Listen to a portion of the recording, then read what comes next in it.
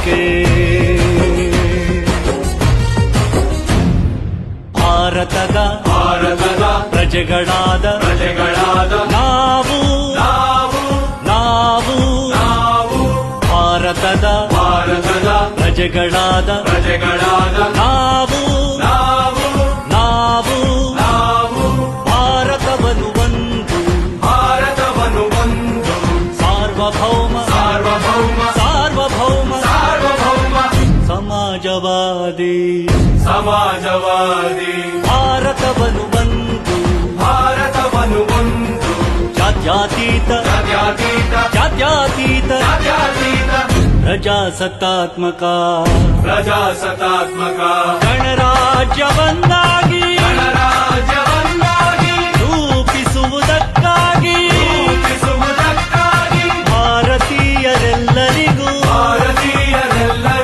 ಸಾಮಾಜಿಕ ಆರ್ಥಿಕ ಮತ್ತು ರಾಜಕೀಯ ನ್ಯಾಯವನ್ನು ವಿಚಾರ ಅಭಿವ್ಯಕ್ತಿ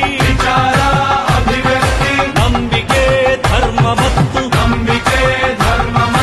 ಉಪಾಸನೆಯ ಸ್ವಾತಂತ್ರ್ಯವನ್ನು ಸ್ಥಾನಮಾನ ಮತ್ತು ಅವಕಾಶಗಳ ಸಮತೆ ದೊರೆಯುವಂತೆ ಮಾಡಲು ವ್ಯಕ್ತಿ ಗೌರವ ದೇಶದ ಏಕತೆ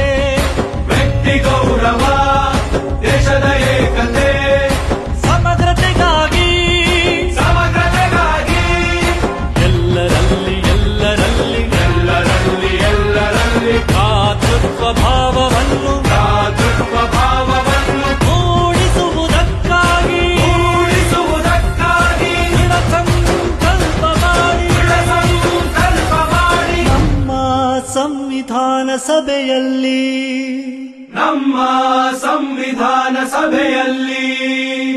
1949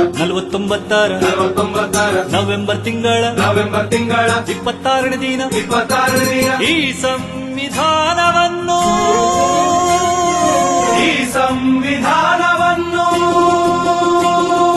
ನಮಗೆ ನಾವೇ ಅರ್ಪಿಸಿಕೊಂಡು